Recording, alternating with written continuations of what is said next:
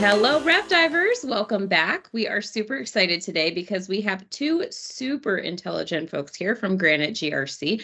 We have Jeff Miller, who is the director in charge, and Vidal Lupian, who is the director of information technology. And they're going to talk to you about some exciting stuff today. Welcome, guys. Welcome to the show. Hey, thanks. Thank Happy you. to be here. Yeah, we're excited to have you here and excited to chat with you about some of the different things that are going on in healthcare, particularly around data and data security, right? I think that's kind of like where your area of focus is. So let's talk a little bit kind of high level about, the types of financial data elements in healthcare that really matter here. What should our rev divers be focusing on? Yeah, sure. No, most definitely. Yeah, thanks again for having us on. There is a lot of data in healthcare. We all know it. We're drowning in it. We have a tremendous amount of this data. We work as hard as we can to manage this data. We've got it all lined up just like we want it. Hopefully, we get it through our systems, and then someone comes in and takes it and literally holds us hostage. In fact, I had a client a month ago who has a significant East Coast health system. Everything was great. They were minding their own business, walking down the street, and they get mugged by a hacker. Unfortunately, it was malware. It locked up the entire health system. And for about almost 3 weeks, they were literally down. If you can picture it, the inpatient down, outpatient departments down, associated physician practices down, everything associated with down. And what they had to do, because literally nothing would really work because everything's electronic these days, is they had to turn away all the outpatients. So that whole business had to go to other hospitals, competitors, of course. The physician practices couldn't operate because everything's up on electronic records these days, and it was all locked up. They literally had patients in the inpatient hospital that they were looking to move to other places. They had cancer patients whose medication is measured and administered electronically, and none of that equipment worked. And so it's a really significant issue. When you think of that data that they have at risk, it's incredible, really. Yeah, thinking about those data elements and trying to keep them protected, like what are some of those access points that lead to those vulnerabilities that hackers can actually get into, breaching this information? Yeah, Vidal, some of the most common ones. Why don't you tell everybody? So, yeah, there's a lot going on in the space. You got some signs of what do we want to call it? More combats with some of these folks. One that comes to mind is the Children's Hospital up in I believe it was in Toronto that got hit with ransomware, and the ransomware group, when they figured out it was a children's hospital, they apologized and they released all their data. Oh my gosh. I mean, call it bad luck, or good luck, but that was probably someone who had a kid, as well, or a family. They're bad guys, but they still have families. And that is one that just continuously stands out to me because some of these folks are just targeting all these healthcare practices for a living. They're trying to make money just like you and I are making money. So some money. there's a lot of money. The average healthcare data breach in 2022 was $10.1 million. Wow. That's how average? That's the average.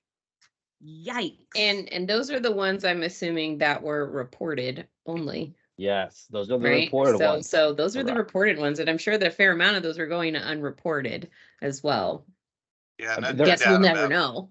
Yeah, right, exactly. So Kim, you had asked about the points of entry for these guys. And I don't, there's a lot of different points of entry, but the most common point of entry actually is just a phishing email. And so, and unfortunately, that's really hard, for us to address because it's just human nature to be curious about stuff. And people are also kind of absent-minded. I mean, not me, but, people are kind of absent-minded. And so they're going through their emails, and it's commonly an email. And they're going through their emails, they're just seeing stuff, they're clicking on it. It doesn't look that important. We all get, sadly, probably 50,000 emails a day that's from people soliciting stuff from us. And so you're clicking through it, and maybe something catches your attention. So you click on it, and it says, well, why don't you click here and there'll be a happy surprise and you'll get your bonus coupon or a free car. And you click on it, and next thing you know, not just you, but everybody on your network has had malware installed on their systems. And so, and one of the interesting parts is sometimes you don't even know it. And so it's not like, on the movies where, suddenly your screen turns dark and then it lights up with an evil face and it goes, ah, ah, ah, ah, ah. It's not that. It can sit on your system for months. You may have no idea that you are the one that caused the problem. Oh, believe me, they'll find out eventually. But because this stuff can all be tracked back, and that's, something else that's Vidal's area. But it can sit on there for months and just collect data, just pull information. And then before you know it, they can either lock your system up, they can pull it anywhere they want to pull it. And it's really just fascinating stuff. Yeah, the average time for folks to find out they've been breached is about 200 days. So these people have been in your network for 6 months, on your computers for 6 months, and nobody knows about it. And it might just be because they haven't done anything yet. They're still trying to figure out, what do you have? What can I steal? A lot of the stuff they can get to is pretty valuable. For example, a cloned MasterCard pin in 2021 was worth $25. An American Express pin was $35. A cloned Visa pin was $25. Oh, well, those American Express people, you know them. Credit card details with an account balance of up to $1,000 was worth $150 in the black market. So this stuff is worth money. Even that pin is worth money. All this information is worth money. PayPal transfers to a stolen account of $3,000 plus, that's $180 on the black market. Right. So yeah, they're definitely using human nature, like Jeff said. And a lot of times when we're busy, right, we're just trying to get through our day. We're just trying to do a job. If you're a high performance individual, you know how it is. You get one task done, you move on to the next and to the next and so on. So when that when that email comes saying, hey, you need to change your password. Your password has expired. Click here to change it. That's the last thing you want to worry about. You click reset my password, get a pop-up, enter your current credentials, you enter your email, you enter your password, you click log in, and then you get it back again. And you're like, why isn't this working? Well, because you just gave your email and password away to a hacker, right? You don't know it. That's so fun. It reminds me of a client that Vidal and I had maybe a year ago or so. And it's interesting because they had been in their system for a long time and no one had any idea. And you know how they caught them? They didn't catch them coming into the system. They caught them when they were trying to send information out. Because when you go in and you do a scan of their system, we look for traffic, of course, coming in through holes in these points, like Kevin mentioned, that get open for a variety of reasons. It's not just phishing. There's a whole slew of other stuff. But they can often sneak in that way, and then they start exfiltrating information. And how we noticed it with this client is that this client was their work was just in the United States. But for some reason, when we did these scans, we realized that there was a significant amount of information that was going out to 2 European countries. I think one of them, if I remember right, was Russia, and the other one might have been Germany. And we were like, that's weird. Why is information routinely leaving this company and being taken over to these 2 areas? And, when you look into it and you ask, we have no idea. We don't know anyone in those countries. We have no idea where that information would be. Well, I think we know now.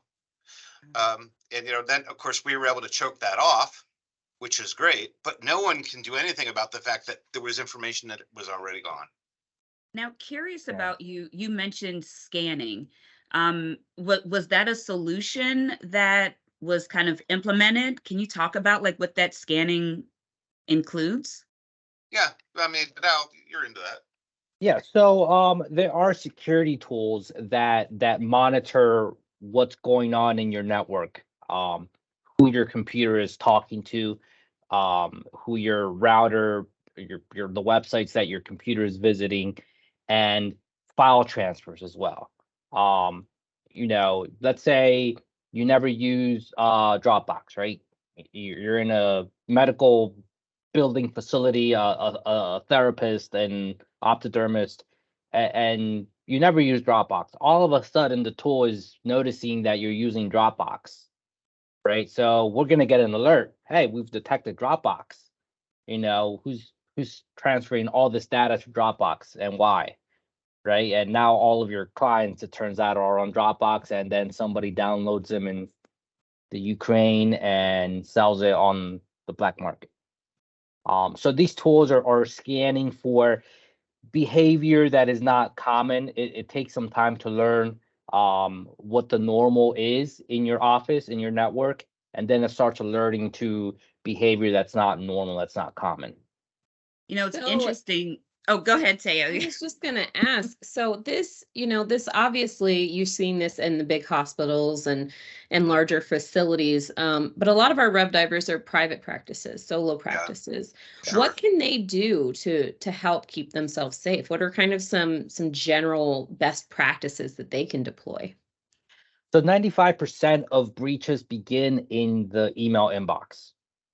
They begin there. As a matter of fact, a hacked Gmail account is worth I believe about $80 on the black market.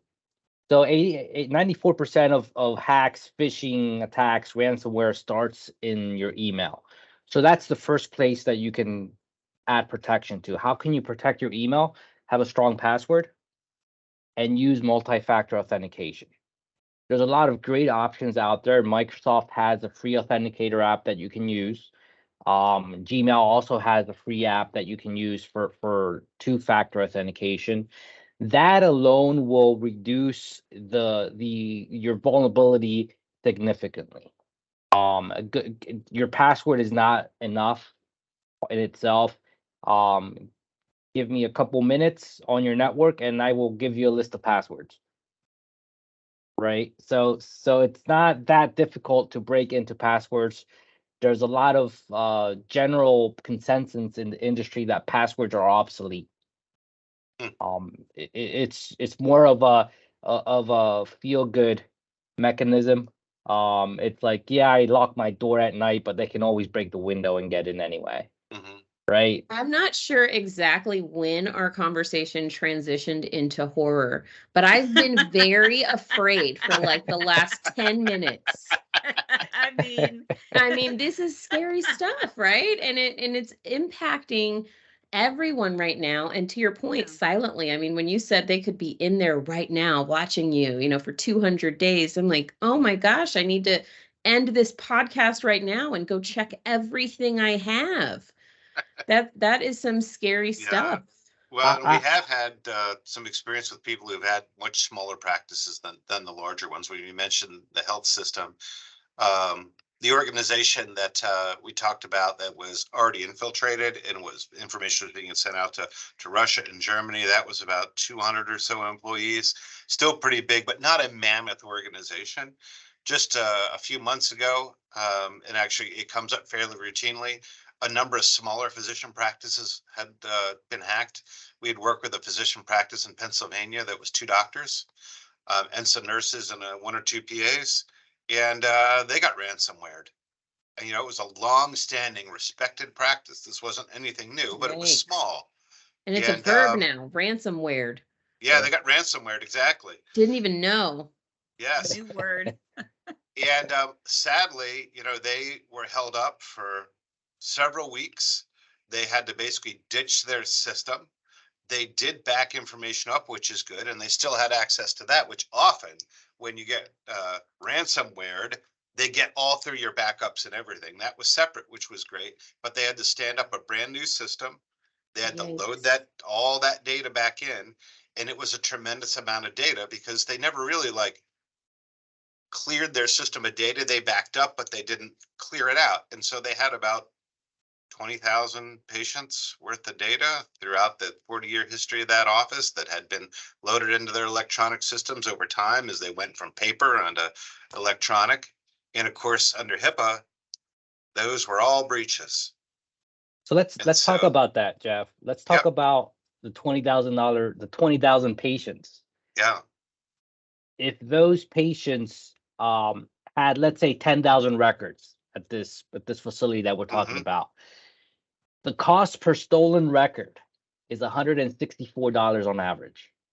That's what it ends up costing the practice, the single doctor, the family dental facility, you know, whatever it is, as small as they are. That's the average cost.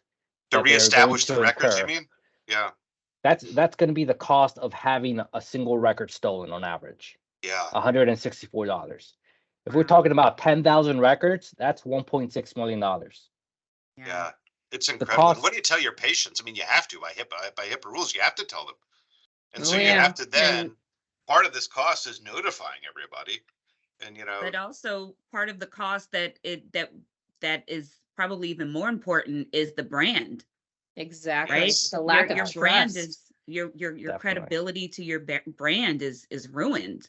Your relationships with referring physicians who don't want, they're like, stay away from me, right? I mean, the compromising your brand is also important, or at least protecting your brand is important. And, as we think about how I kind of go back to the scanning process and just also thinking about 95% of these breaches occurring in email. Yes. And the fact that we're all in email all day, every day, right? Yep. So, and we have individuals who we are trusting and who are maybe working remote. They're also in their email all day, right? So, having those protections in place and the training in place so that they can identify a potential phishing email. Do you guys have any, thoughts about how to identify a phishing email and what to do if you do identify one? Yeah, so training of your users is very important. You don't hire a dental hygienist without them going to a school and being trained in doing that, right? You don't just pick them off the street and throw them in there and do some work, right? At least I hope that's not what happens. I hope they don't, but we don't know their hiring practices. Maybe they do. I had this experience once. Oh, no, never mind. You're gonna make people even more scared of their dentist now, aren't you? So you also, in the same manner, you also need to train your users on how to use technology properly. Unfortunately, with emails, we gotta slow down. There are tools out there that can help slow down our users when they are dealing with emails. We use at Granite GRC, and some of our clients use a tool from Egress called can't tell you the name. That free advertisement. We'll send them the bill though. We'll send them the bill. So what they do is they add banners to our emails. If it's an external email, we have a little blue banner that says this is an external email. If it's detecting red flags that are common in a phishing scam email, it's going to tell me this is a dangerous email. This is a suspicious email. So that's going to help me slow down. I can then click on that banner and it's going to give me more information.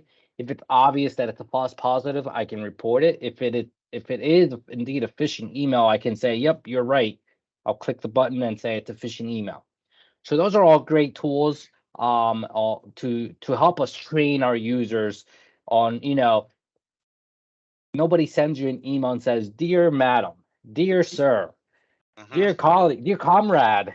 That's a red flag. Yeah, you're right. Yeah, that would be a big red flag right there. Your password has expired.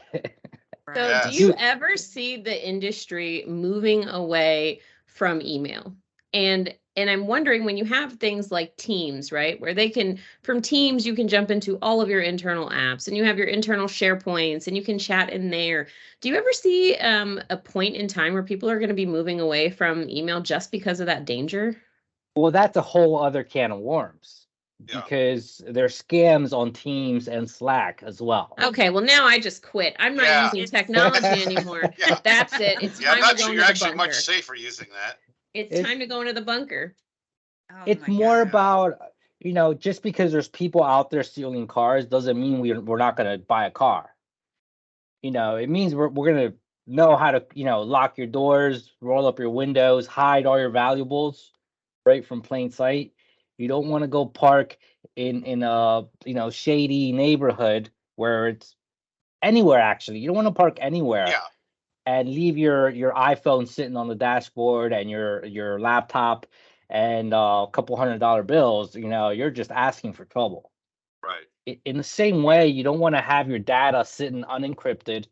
You don't want to rely only on passwords. You're just asking for trouble. Right. Wow. And that is You're- part of the secret, though, isn't it, Vidal, for like your average practice? I mean, no one's saying they're going to go after, you know, the Miller and Lupian dental practice because we're so well known. I mean, that's Yeah. not going to happen. What they Yeah. do is they go from door to door, and medical is a big area because of this, the information is so valuable and it's so sensitive. And they look for the people who left the window open or the Yeah. door unlocked. Man, it's Yep. like the guys that walk house to house in neighborhoods and check people's cars and try to open the door. You literally need to. It sounds terrible, but you know, it's kind of like, you know, the story about, you know, I don't have to run faster than the bear. I only have to run faster than you. I mean, think that's what you were going to It's say. kind of like when that way you in started. cybersecurity. You just need think to be able to about make it. it harder to get into you than the next person. Just And they're think going about to it. take the easy path. These people don't have a real job for a reason, right? Because they're lazy. Yeah. They're not gonna, if your neighbor's door has 10 locks and yours is wide open, well, guess what? They're gonna break into your house. Yeah. It's a You're gonna lot get that easier. low-hanging fruit, right? Yeah. Yes. And I guess, just thinking about that, Vidal, that's actually a really good point. We don't want to be the low-hanging fruit, and we don't want our organizations to be the low-hanging fruit. So what we need to do is take all of the great advice that you two have shared with us today, and employ that in our organizations to keep us safe. Guys, this has been an incredible conversation. So knowledgeable, and we really appreciate, you know, the expertise and the time that you've shared with us and our RevDivers, Jeff and Vidal. Guys, thank you so much again. And RevDivers, thank you so much for joining us today. And until we see each other, keep diving into those Rev cycles.